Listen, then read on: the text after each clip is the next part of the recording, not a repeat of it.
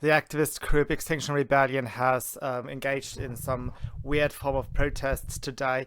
There were a number of places where they have undertaken different I don't know how they call this, presentations or something. Anyway, in Tegel, there is an airport in Berlin. They were traditional. They just went on a roof, and then they unfolded a banner that read exit the plane last minute, or exit the system or something last minute. Then there was a stampede on an airport, or I don't know how to call it. They climbed the fence of the airport with 15 men in one place and with 5 in another, and apparently they tried to glue themselves on I don't know, seats or either the rolling field. I have not really figured out the exact performance of it, and what part the clue played on what airport. But anyway, Lübeck, they climbed over the fence and tried to block whatever procedures there with clue, I suppose. Then there was Düsseldorf and Munich. Maybe Munich was the place where they used some clue, but I actually wanted to talk about 2 distinct speeches they gave, which is, I think, more interesting because I have footage. So in Düsseldorf, one guy was standing up during the safety procedures where the stewardess explained fasten the seatbelts and that kind of stuff, and he tried to give a speech, so have a listen. Oh nein, was ist jetzt? For takeoff, please adjust your seat back into the upright position. Bitte. Ich möchte bitte wieder aussteigen. Ich bin nicht bereit mitzufliegen. Ich möchte aussteigen. Ich werde mich nicht wieder hinsetzen. Ich werde mich nicht wieder brav anschnallen. Denn es geht hier nicht um mein Leben, es geht um das Leben von uns allen. Ja. Die Erde wird heiß. Unsere Mutter Natur geht vor die Hunde. Seien Sie ruhig, wir klären das jetzt. Bleiben Sie ruhig, ja? Verlassen wir diesen Teufelskreis. Denn auch das wird ein Ausstieg in letzter Sekunde. I did not translate the full thing because it's a tedious thing to do, and it's easier now to say just what the people interjected, and it was like, sit down, shut up, so to say. So they were rude to him, and that's basically, I mean, I'm not against rude manners, but they showed their aggression, they showed their discomfort, and that's basically how you should react to it. A second thing that strikes me is that this guy is very posh. He seemed to be at least upper middle class or something, because the dude was wearing a standard shirt, which is an indicator that this is an upper middle class person. I'm saying this because a working class person usually thinks a bit about what occasion requires shirts that you have to iron or not. You have you're limited in your time. Or your mom is working and so forth. So this is the kind of person that really has no real worries, and instead bothers everybody else with crap. At least he met some feedback by these people who looked through it and shouted him down a bit. Then the stewards told those guys to calm down a bit so that they can handle, and the plane went back to the starting position so that he could exit, or that he was thrown out, whichever way you look at it. And there was a second speech that was given in a second airport, I guess, or on a second plane at least. And this time it's a lady, and I suppose it's the same middle class, upper class milieu, but she has a different style, so have a listen to that. Entschlossen auszusteigen. Ich kann hier nicht ruhig sitzen bleiben, während wir unseren Planeten zerstören. Ich stehe hier auch für Sie auf, denn wir alle sind von einem ökologischen Kollaps bedroht. Ich will mich nicht schuldig machen und den kommenden Generationen den Lebensraum nehmen. Ich habe eine Verantwortung gegenüber allen Lebewesen, genauso wie unser Staat.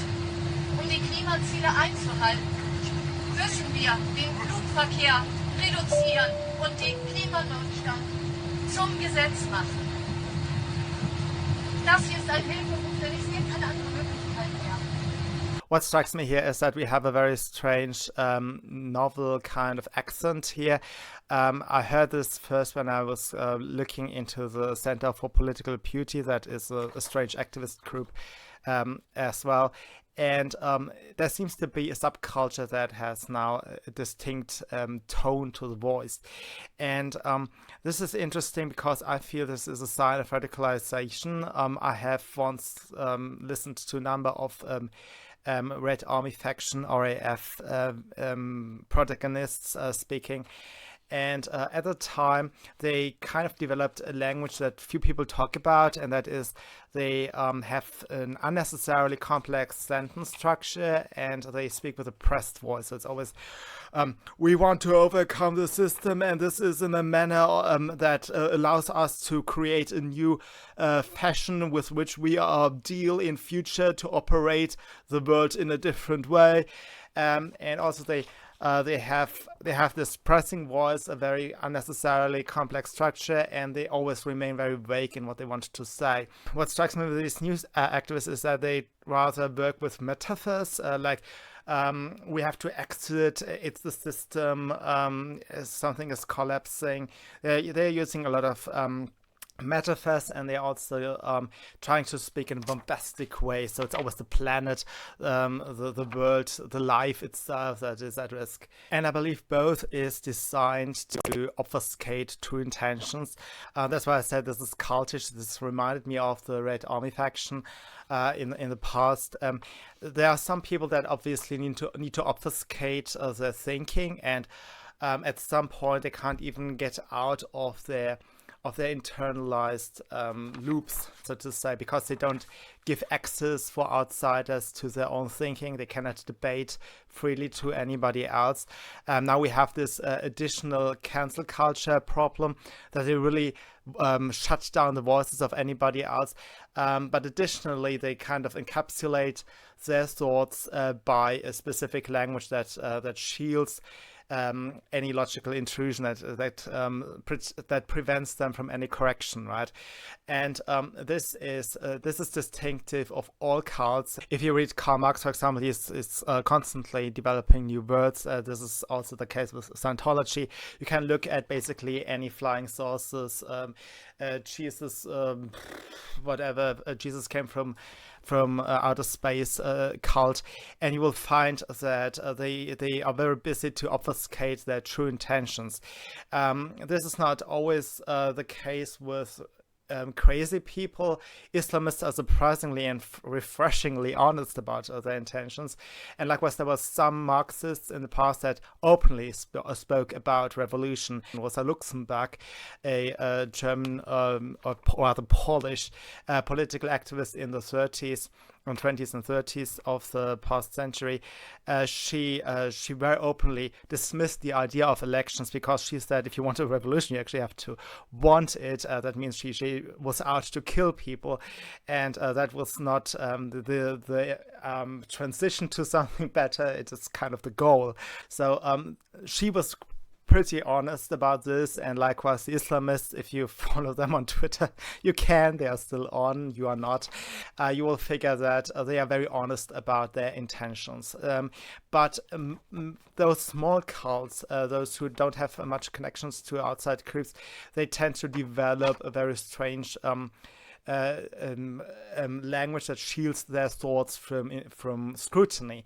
And I think this new group, the Center of Political Beauty, as well as the Extinction Rebellion and this cluster, they try to shield their thoughts with gigantism, like it's always the planet, the life itself, and so forth.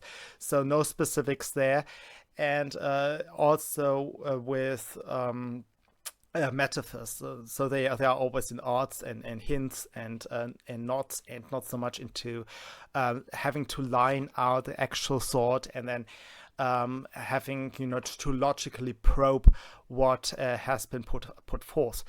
I hope you enjoyed this video, and don't forget to like, share, and subscribe, and I'll see you soon. Bye.